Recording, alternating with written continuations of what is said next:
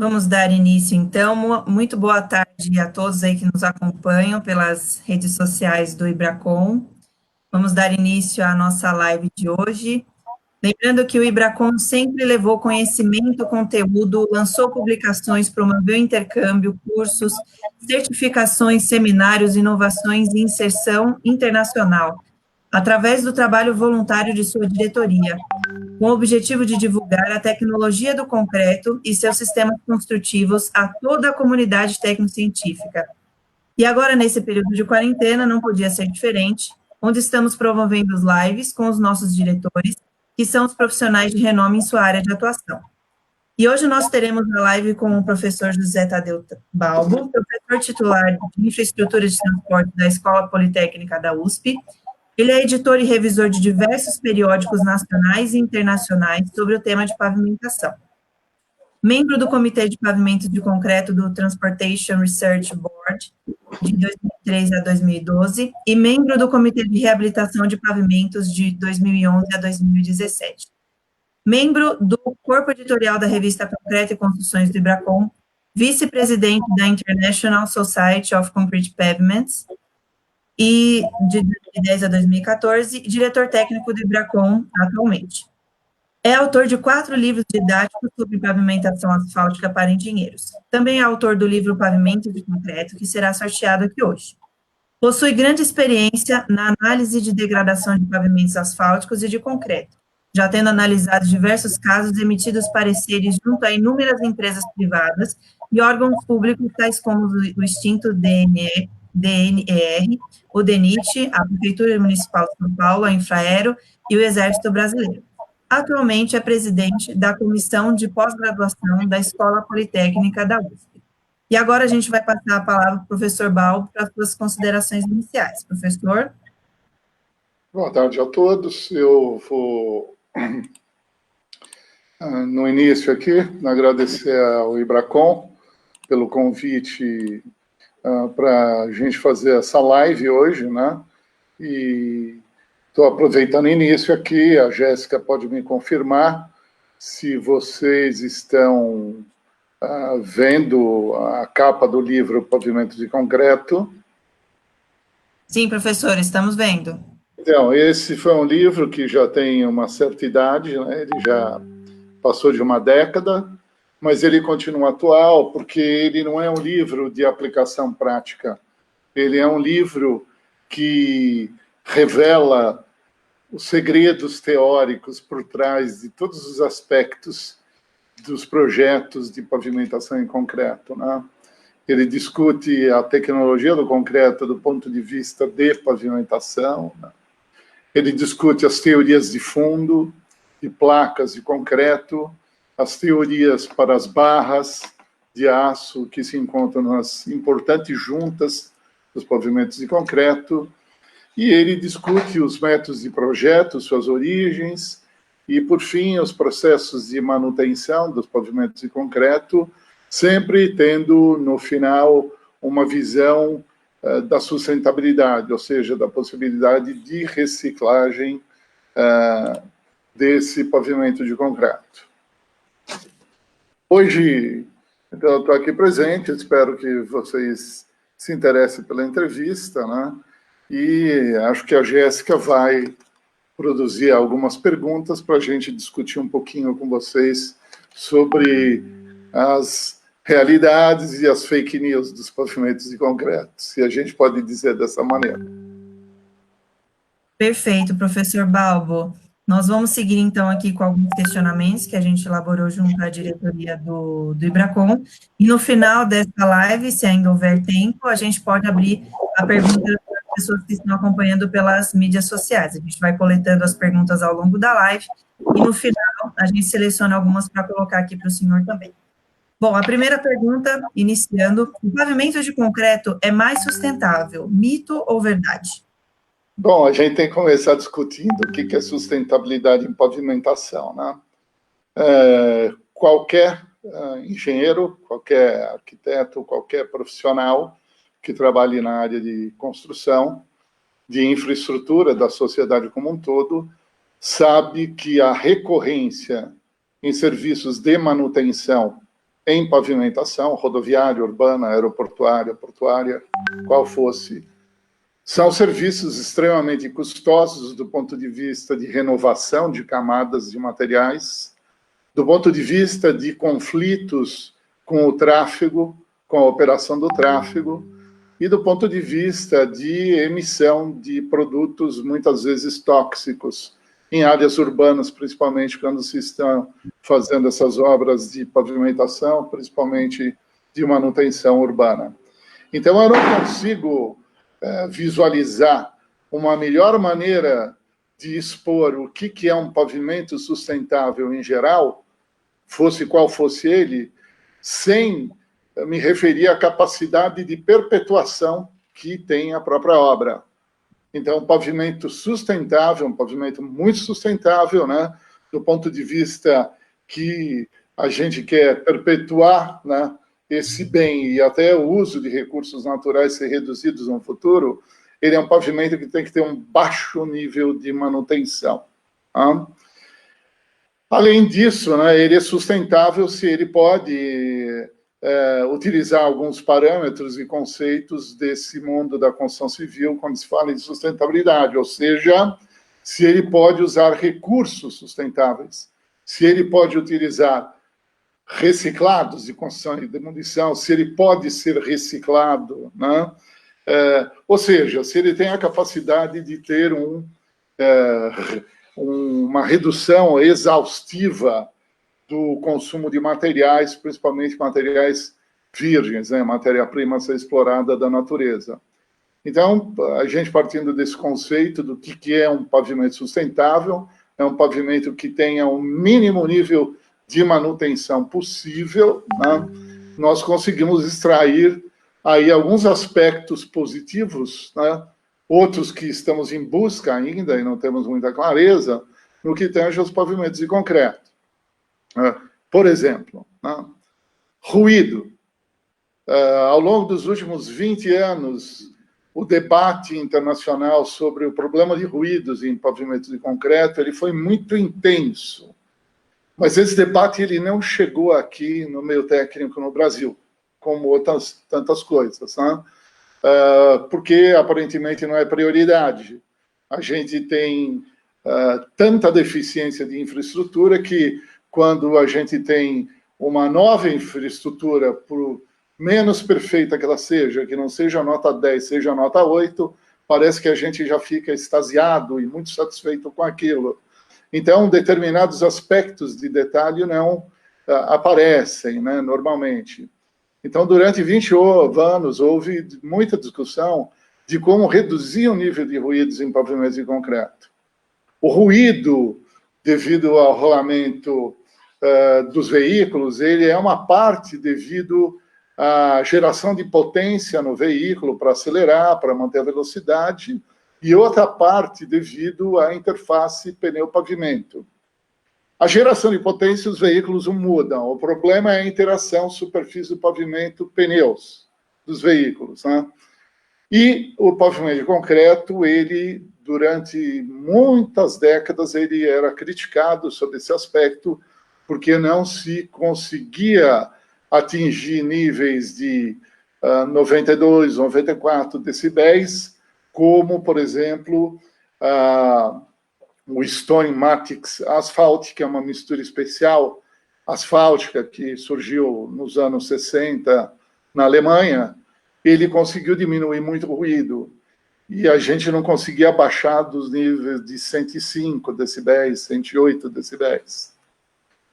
Evidentemente, se buscou tecnologia para isso.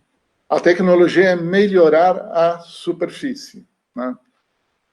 Existem dois aspectos na melhoria da superfície. Criar uma textura negativa,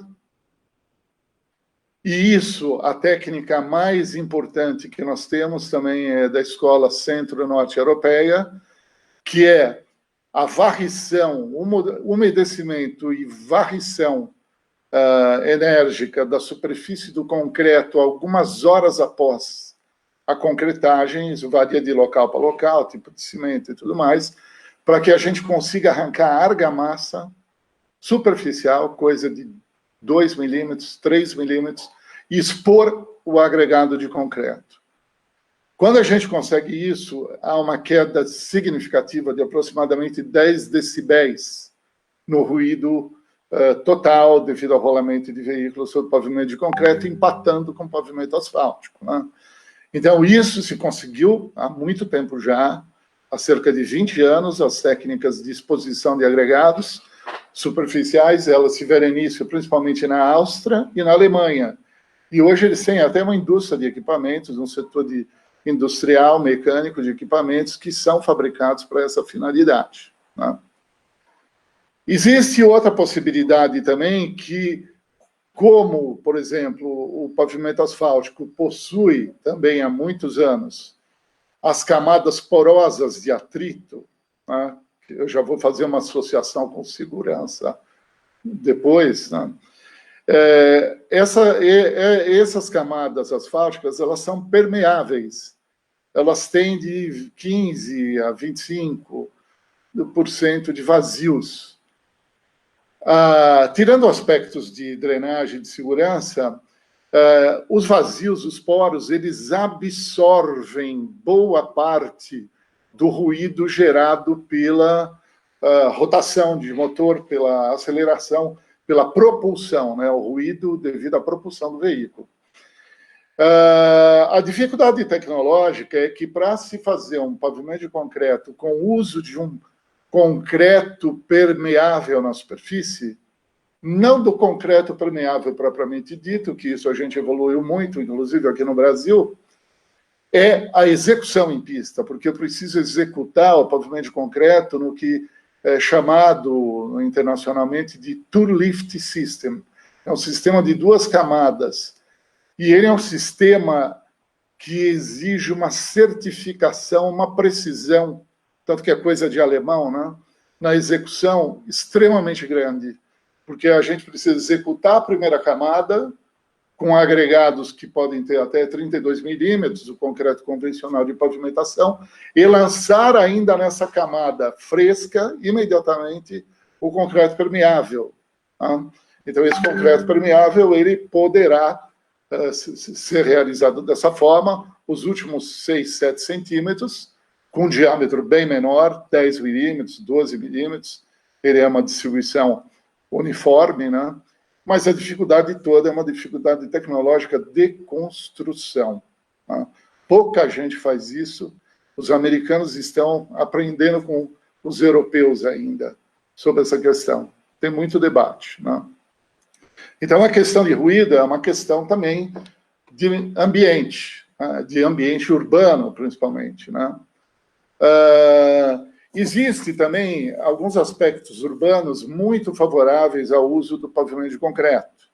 Eu não vou entrar em detalhes muito longos, mas é o controle do albedo urbano, ou seja, a gente pode, com pavimento de concreto, diminuir a absorção de calor na superfície, aumentando a reflexão, devido à coloração da superfície do concreto, e devido ao fato também do concreto ser, combinadamente com a cor da superfície, ser um material, assim, de baixíssima condutividade térmica, né?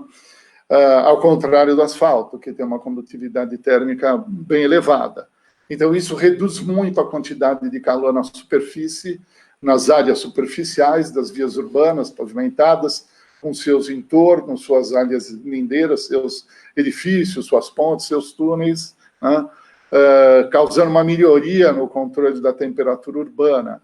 Esse é um aspecto que o IPCC da ONU, né, o painel climático internacional, né, ele tem se preocupado demais, né? E mais especificamente o pavimento de concreto permeável, ele também ajuda nesse aspecto, né? Outra possibilidade dentro das vias urbanas, que é uma vantagem ambiental de sustentabilidade grande do pavimento de concreto, é a iluminação noturna, porque com superfícies claras nós conseguimos reduzir, para dar um número palpável, né, não um número tirado da cartola, cerca de 20% do consumo, 15% a 20% do consumo de energia elétrica, de potência para a iluminação noturna, né? Isso existe em alguns estudos também bem consolidados, né? O pavimento de concreto também é um ótimo receptor para a gente colocar óxidos de titânio dentro da mistura, que não vão afetar a mistura.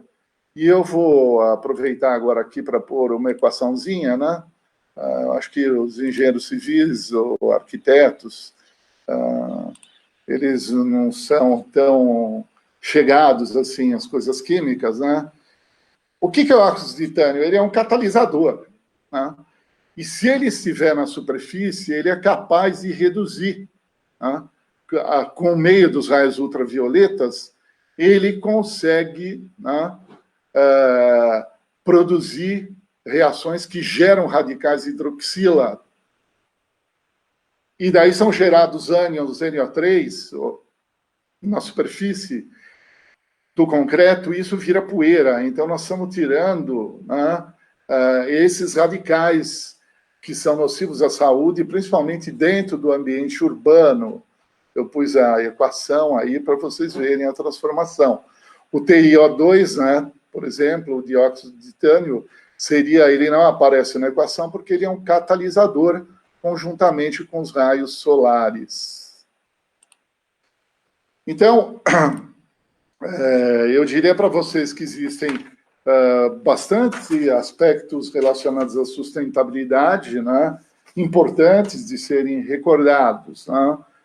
Existem alguns aspectos econômicos que também eles não são muito discutidos, pelo menos aqui.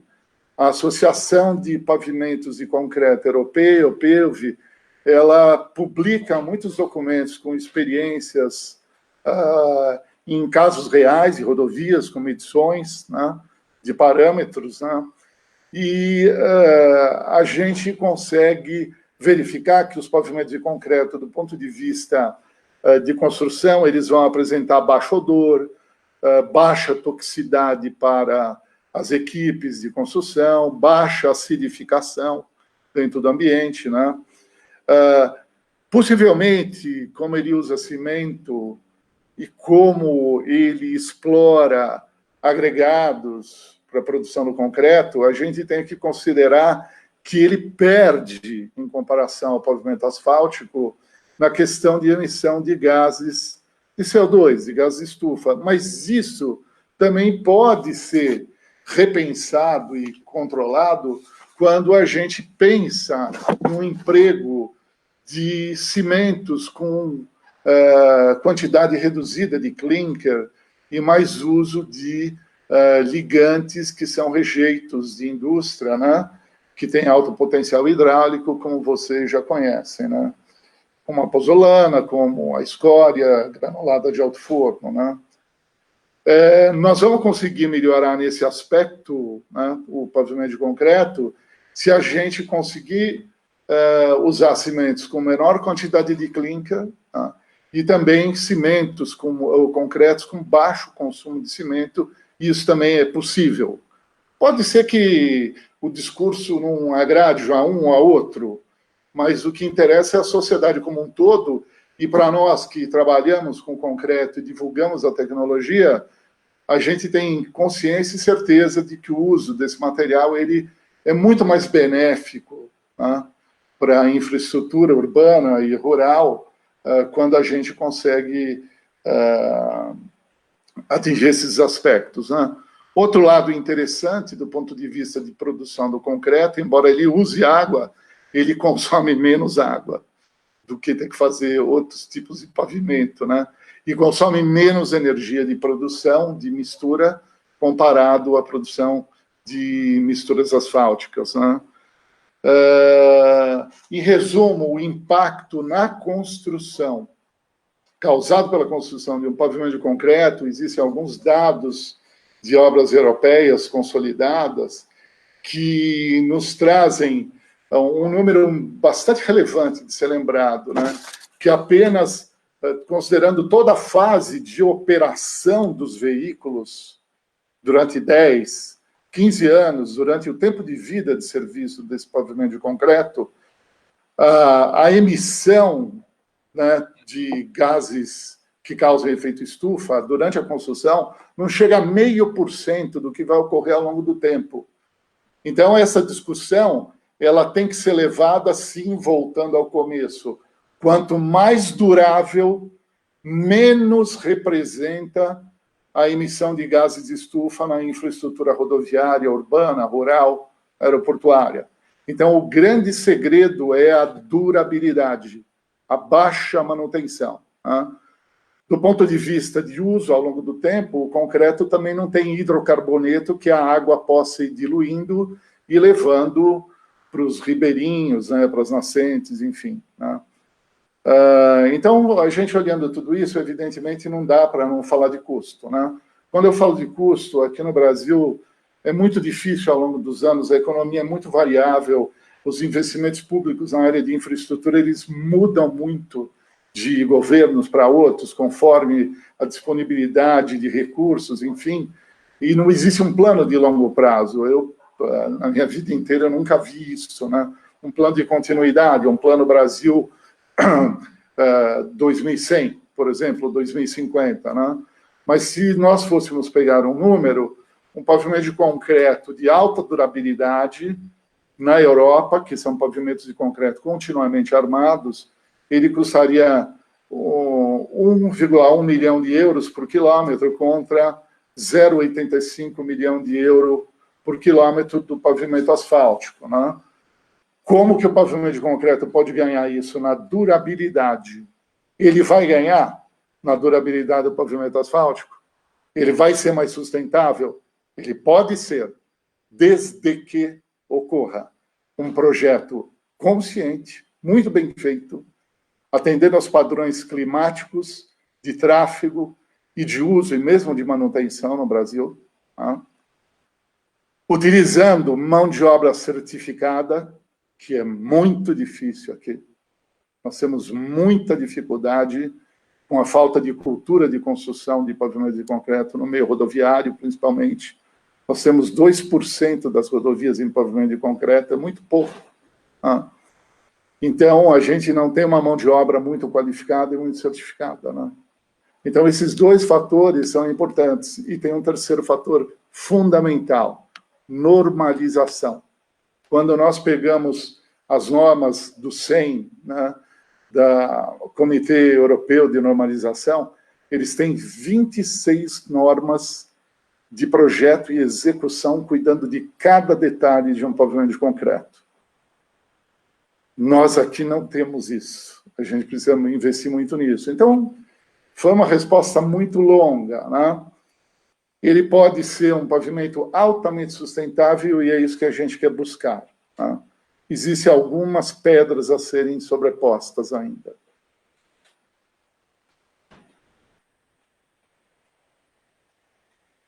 Perfeito, professor. Falando ainda sobre a que o senhor comentou da fotocatálise, é interessante que foi o tema do meu TCC no Mackenzie, e de fato a gente conseguiu montar um catalisador e conseguimos gerar níveis de degradação de NOx com a utilização do dióxido de titânio. Muito interessante esse tema. Passando aqui para a próxima questão, o Brasil tem tecnologia suficiente para construir pavimentos de concreto duráveis, mito ou verdade? Aproveitando essa pergunta, o Paulo César Pinto, de Porto Alegre, complementou essa mesma questão, perguntando se a nível nacional executar pavimentação, se nós estamos conseguindo executar pavimentação de concreto com desempenho adequado em termos de irregularidade longitudinal e tempo requerido de manutenção. Pois bem, então a resposta para todas as perguntas, todas elas constituem uma pergunta só. Eu já dei uma pista. Existem muito poucos engenheiros de obra no Brasil que têm consciência do que é a execução de um pavimento de concreto. Nós não temos norma de projeto brasileira. Isso é um salto de qualidade que a gente vai precisar dar. O que a gente usa aqui é uma norma que não é norma, é uma sugestão, é um método preconizado por agentes privados no início dos anos 80 da indústria americana. Nós nunca usamos a norma da ASHO aqui no Brasil, né? Se a gente usasse, em termos de projeto, a gente estaria muito mais resguardado. Então, por falta de projetos adequados e de critérios de construção adequados, certificação na mão de obra, e muitas vezes equipamento adequado, mão de obra certificada para usar equipamento, tá? É muito difícil encontrar alguns casos recentes de alta durabilidade. Nós temos casos de alta durabilidade antigos aqui no Brasil. Um deles é a Rodovia dos Imigrantes, que foi construído o trecho Serra em 1974, e a primeira restauração que ocorreu atingiu só a reconstrução de 6% das placas 30 anos depois. Então, aquela vez foi um gol de placa. Isso não ocorreu recentemente no Brasil, né? Existe outro fator muito crítico no dimensionamento de pavimento de concreto e na durabilidade do pavimento de concreto. E esse é um fator que atinge todos os engenheiros de projeto, as agências rodoviárias, todos os setores envolvidos na questão rodoviária. Nós não temos certeza do que é o tráfego real, nós nunca temos certeza do que é, de como será o controle de tráfego nas rodovias, o problema de sobrecargas. Eu tenho acompanhado inúmeros processos na justiça, em câmaras de arbitragem, onde o problema de tráfego é escandaloso. O projetista projeta sem ter dados reais.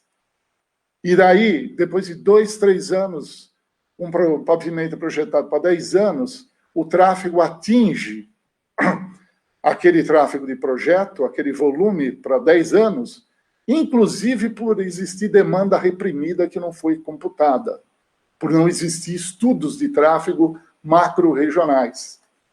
Então, eu diria para você, em função desses aspectos todos, e considerando a extrema sensibilidade do pavimento de concreto às cargas, porque quando se faz projeto, qualquer projetista bitola que para pavimento asfáltico existe uma regra de quarta potência, onde qualquer excesso unitário de carga, ele tem um efeito exponencial da quarta ordem sobre a durabilidade do pavimento.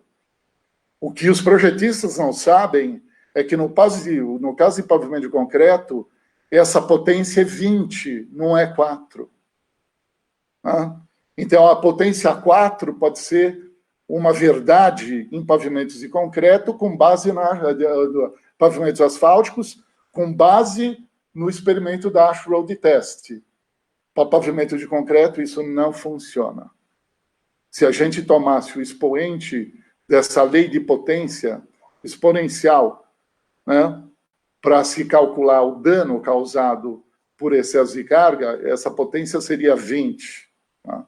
Então, nós temos tido relativos insucessos importantes no Brasil nas últimas 2 décadas devido a essa problemática, né?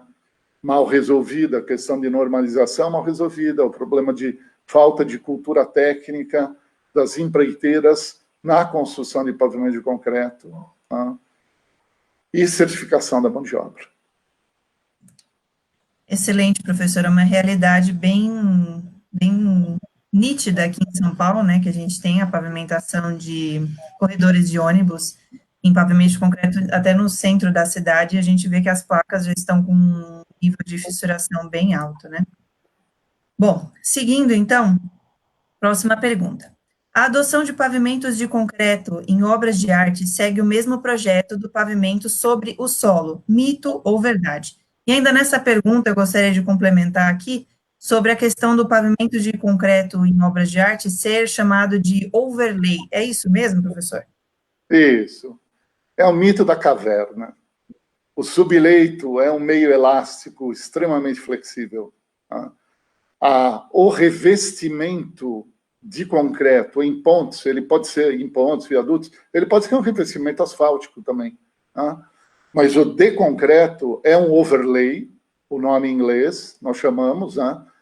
Em português eu traduziria para o reforço, Tá? Esse revestimento de concreto, ele é dimensionado estruturalmente sobre um tabuleiro rígido, tá?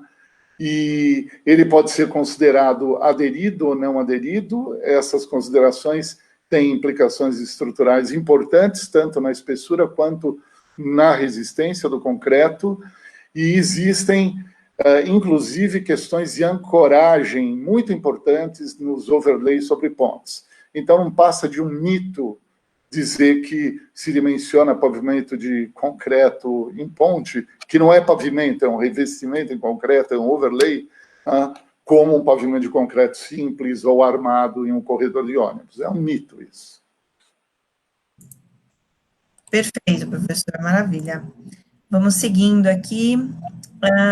Qual é o prazo de projeto que se estabelece para a vida útil de um pavimento rígido? Aqui uma pergunta direta. Então, é assim, quando eu dou minhas aulas de pavimentação na graduação, eu dou aulas de pavimento de concreto, né? Nós, aqui no Brasil, a Escola Politécnica da USP, desde 1980, 75, 80, já dava na graduação pavimento de concreto, com os professores antigos, e nos anos 90, quando a professora Liede, atual diretora, e eu assumimos as disciplinas, nós fizemos uma mudança, praticamente 50% de ensino em pavimentação em concreto e 50% de ensino em pavimentação asfáltica. Existem duas perguntas, né, que a gente poderia pôr essa como uma terceira pergunta, que eu faço, porque existem números que foram fixados por alguém, e hoje se a gente pergunta para alguém que insiste nesses números, por exemplo, o concreto só pode ser liberado a 28 dias de cura. Se eu perguntar quem disse isso, a pessoa vai se manifestar como quem ouviu o galo cantar, mas não sabe de que direção veio. Tá? Se eu perguntar qual é a resistência que um pavimento de concreto deve ter, a tração na flexão, ela vai dizer 4,5 megapascal. Daí eu pergunto, de onde veio isso? Todo mundo usa. Não. O concreto não é um treco bitolado, o concreto é um material extremamente versátil. E tem outra coisa, a gente dimensiona não é só FCK ou FCTF. Nós dimensionamos espessura do pavimento e resistência do concreto simultaneamente. São os dois parâmetros de dimensionamento do cálculo estrutural. Eles são resultantes do cálculo estrutural. Aí vem a terceira pergunta, né? Quanto tempo um pavimento deve durar? Se eu fosse um alemão, eu chegaria e falaria o seguinte, olha, o sistema de 2.500 quilômetros de rodovias intermunicipais de grandes cidades alemãs, em províncias, né, era para ser 4.000, mas daí acabou sendo 2.500. Acabou de ser construído em 1935, 36 aproximadamente. Ele foi demolido e reciclado para fazer novo pavimento de concreto em 1987, 1991, ou seja, nós estamos falando, né, de 60 anos. Pavimentos que duraram 60 anos. Né? Então, quanto que ele vai durar?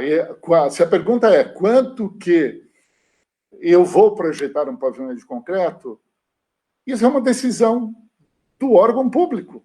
Né? Ele pode falar, eu quero um pavimento de concreto para 20 anos.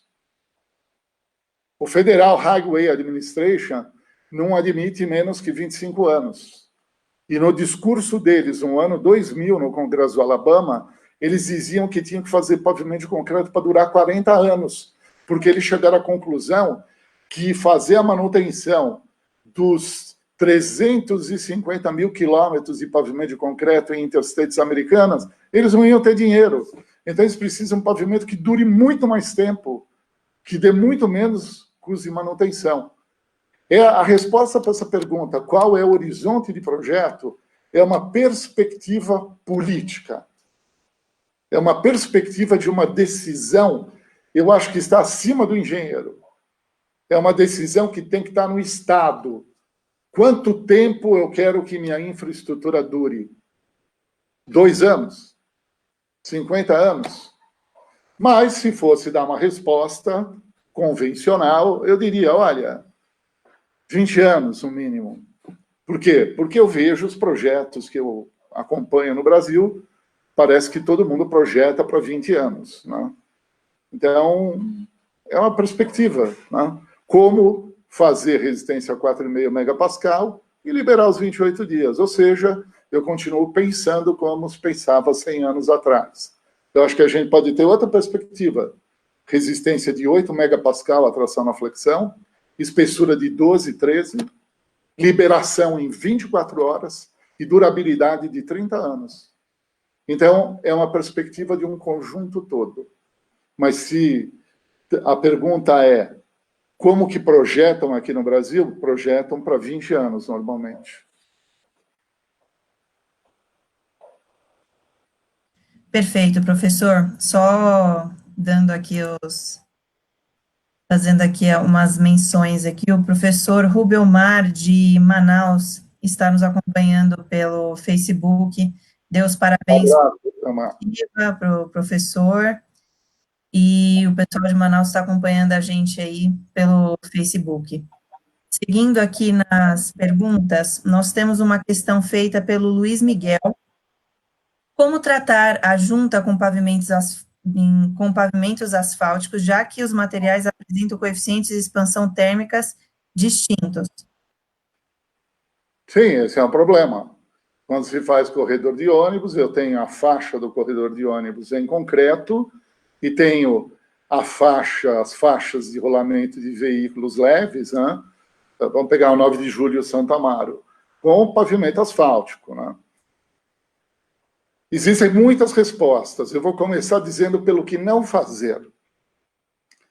Não fazer é abrir a caixa justinha na largura de se fazer o corredor em concreto e depois querer acreditar que fechar aqueles 10, 20 centímetros, todo variável que sobrou no canto ali, e conseguir compactar material adequadamente de base, né, de subbase, e o revestimento asfáltico, e aplicá-los adequadamente vai dar certo, né, é assim uma fé que supera qualquer dificuldade, supera a pandemia atual. Né?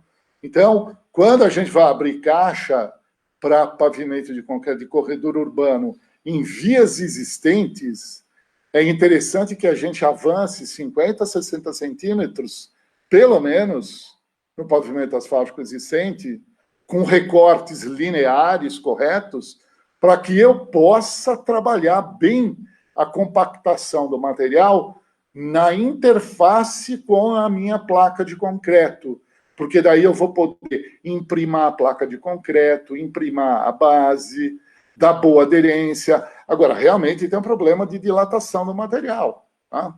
O concreto ele tem um coeficiente de expansão térmica extremamente baixo comparado com o material asfáltico.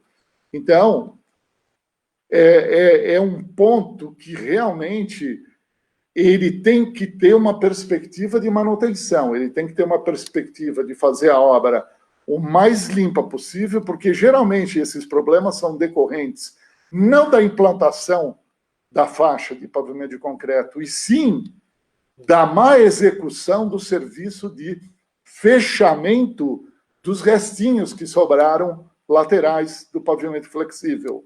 Então, a perspectiva de fazer um processo de construção mais adequado, eu falo 60 centímetros, porque eu consigo entrar com placa vibratória, eu consigo entrar com mini rolo e fazer um serviço mínimo de compactação.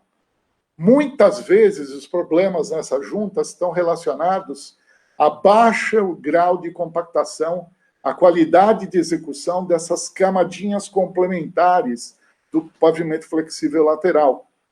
Agora, quanto à junta em si, tem que fazer imprimação, tem que ter em perspectiva o problema de manutenção. Abriu a junta, eu tenho que selar a junta, porque ali é um local de infiltração de água. Então, a minha resposta pode parecer estranha, mas é uma cultura típica de americano que tem clima frio nos estados do norte. Quando chega o inverno, craqueia todo o pavimento asfáltico. Imediatamente eles selam para não ficar entrando água. Então, esse é um problema difícil, mas se a gente usar o bom senso e entender que 90% dos problemas de juntas de corredores de ônibus com a emenda do pavimento flexível, eles estão relacionados ao fechamento do restante do pavimento flexível que foi aberto. Então, eu diria, capricha no flexível na hora que fechar, porque os problemas vão diminuir brutalmente. Essa foi minha experiência ao longo desses 35 anos, 40 anos. Maravilha, professor. Nós temos algumas questões aqui enviadas via Instagram, uma que é bem relevante e alinha com o que o senhor tem falado até agora, sobre a questão da educação da pavimentação do concreto no Brasil, né? Entende-se que as deficiências que a gente pode estar observando na execução, enfim, projeto de pavimentação de concreto, pode ser que na graduação, principalmente, a gente tem um enfoque maior em pavimentação asfáltica. O que o senhor tem a dizer sobre isso? É verdade, eu conheço ementas de uma grande quantidade de cursos de engenharia civil do Brasil, e a maioria delas não faz menção a pavimento de concreto, né? E eu vou, inclusive, colocar uma realidade, vou citar casos de cursos que não têm disciplina de pavimentação. Eu recebi aluno, estudante de mestrado, há anos atrás, que queria fazer mestrado para aprender pavimentação. Fez, entrou e fez direitinho, adorou. É uma realidade essa. Perfeito, professor. Uma outra questão que recebemos aqui é qual é a opinião do senhor sobre o processo de white topping? Eu adoro white topping, mas eu também adoro black toppings, né? Os livros de professores alemães na década de 20, existia um livro já naquela época que tratavam de rodovia, né? Autobahn, né? Autobahn em Buda, em construção de autoestradas, né? Foi a maior lição que eu aprendi em pavimentação na minha vida. Eles diziam com uma simplicidade do mundo assim: quando você construir um pavimento, faça uma base que dure 100 anos e o revestimento pequeno que você troque quando for necessário trocar a baixo custo, né? Então, eu também gosto do black topping, né? White topping, ele é uma solução muito interessante para rodovias. Ocorreram duas aplicações em grande escala aqui no Brasil. Uma foi entre Votorantim e Sorocaba, já de Votorantim para Piedade, aqui próximo de Sorocaba, que foi a SP-79, e ocorreu também um trecho de 6 quilômetros de extensão na rodovia Porto Alegre-Osório, na mesma época, tá? Essa solução de colocar uma placa de concreto, um pavimento de concreto sobre o pavimento asfáltico existente, que se chama white topping. É uma designação internacional. Ela ficou desse, e nós não traduzimos, né? Cobertura branca, cobertura preta, não tem esse tipo de tradução, tá? Então, white top e black topping, né?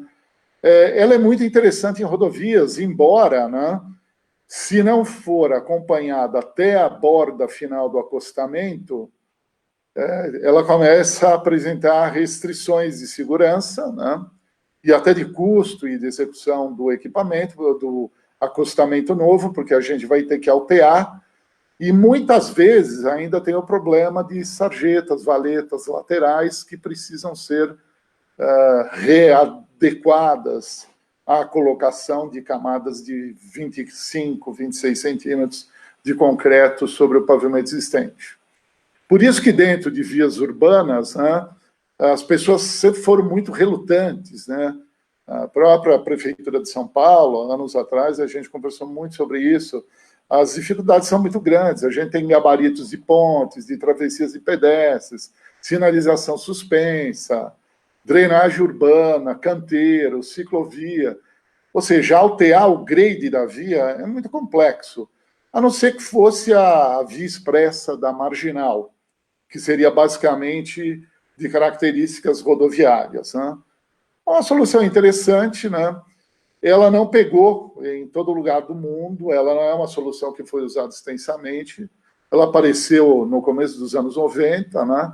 Teve uma série de variações com questão de tipo de concreto, de elevada resistência, e usar pequenas espessuras, né?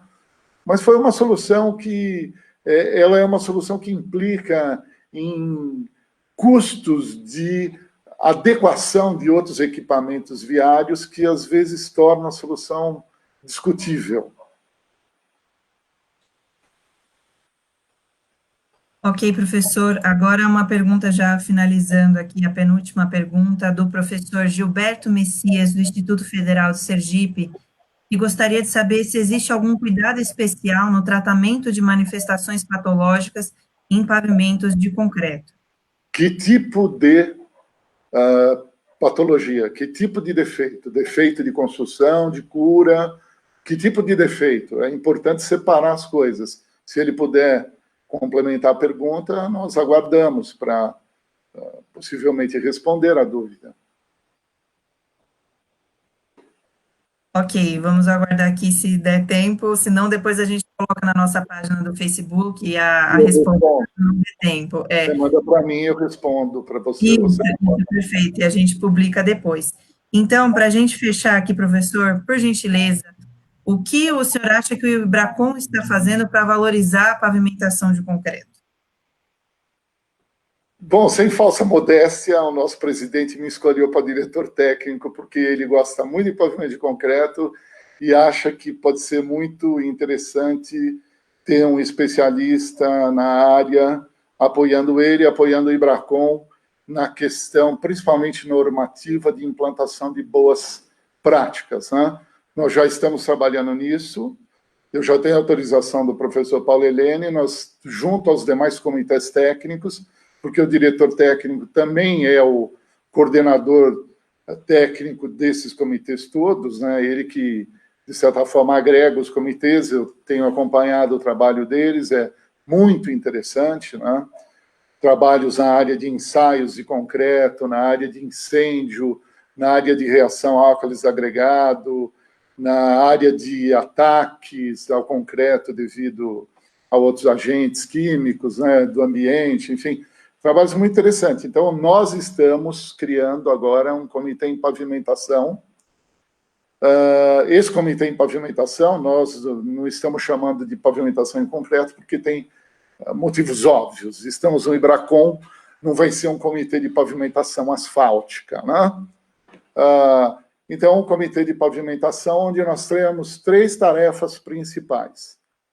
O mote principal é sempre, o ponto de vista principal, é chegar aí, pelo menos em 2 anos, nessa gestão, com alguns documentos de boas práticas, ao menos de projeto e talvez de execução, de alguns casos, de pavimentos de concreto. Quais pavimentos de concreto?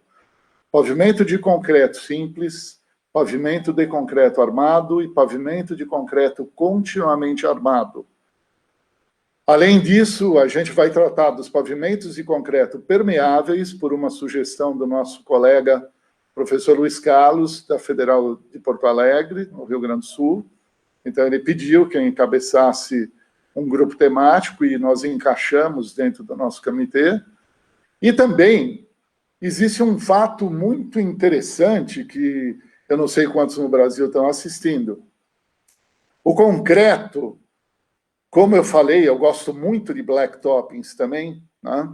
O Rodoanel de Antuérpia, a duplicação, ele foi feito há cerca de 14 anos atrás, o Rodoanel externo, em pavimento de concreto continuamente armado, com uma camada de 4 centímetros de Stone Matics Asphalt, né, de SMA na superfície, para garantir baixo nível de ruído, alta aderência, controle de derrapagem, etc. E tal, que pode ser feito com concreto também, como eu falei na minha intervenção inicial, né? Então, nós estamos levando em consideração o fato de que concreto se consome 100 quilos, 150 quilos de cimento em agregado, ou 380 quilos, ou 700 quilos, ele é concreto sempre. E o melhor fórum nacional para se discutir qualquer tipo de concreto é o Instituto Brasileiro do Concreto. Ele reúne expertise em todos os aspectos possíveis e imaginários no que tange ao uso do cimento e do agregado para a produção do concreto. Nós temos técnicos no Ibracon que voluntariamente sempre trabalharam com o Ibracon, como nós trabalhamos, a diretoria, e eles têm um conhecimento de ligante hidráulico, de reologia de ligante, de suscetibilidade de ligantes a problemas de carbonatação, ataque por sulfatos, que em outras áreas não existe. Na área rodoviária, não é comum ter um grupo grande de expertos nessas questões, tá? Então, nós vamos fazer uma introdução dentro do Ibracon de algo muito importante para a infraestrutura de transportes no Brasil, que é o uso de bases cimentadas, que são bases em concreto que têm baixo consumo de cimento. Consumo de 4, 5, 6% em peso. Porque a gente acredita que aqui dentro do Ibracon, e com essa capilaridade do Ibracon dentro das universidades, com o seu congresso anual, o Congresso Brasileiro do Concreto, nós vamos conseguir cativar e trazer muita gente para que a gente possa desenvolver uma tecnologia altamente durável, de elevada qualidade, de bases cimentadas para pavimentação, asfáltica que seja, pode ser de concreto, pode ser asfáltica, né? Então, nós estamos cuidando desse comitê com carinho, né, para que o Ibracon esteja cada vez mais envolvido nessa área de infraestrutura de transportes no Brasil. Professor, gostaria de agradecer imensamente aqui a participação do professor, infelizmente por uma questão de tempo aqui, que a gente tem que ficar dentro de 1 hora por causa da transmissão no Instagram. A gente tem que finalizar por aqui. As outras perguntas que foram feitas a gente vai enviar para o senhor e depois postar nas nossas redes sociais. A gente chamou essa live de um bate-papo, mas foi uma verdadeira aula magistral, maravilhoso. Muito obrigada mesmo, professor. E em nome do Ibracon, gostaríamos de agradecer muito o senhor pelo tempo aí despendido aqui nessa live, e também gostaríamos de convidar a todos que nos acompanham a se associarem também ao Ibracon, para que a gente possa continuar desenvolvendo esse trabalho dentro do Instituto e levar o conhecimento do concreto para todo o Brasil. O professor pode fazer suas palavras de encerramento, por gentileza. Muito obrigado pela presença de todos, pela confiança em ouvir as minhas ideias, as minhas opiniões, que digo para vocês, são sempre positivas. Para terminar, o Ibracon não precisa me agradecer jamais. Eu sou um servo desse instituto e tenho uma honra infinita de ser membro do Instituto Brasileiro do Concreto. Muito obrigada, professor, mais uma vez. Obrigada a todos que nos acompanhou. E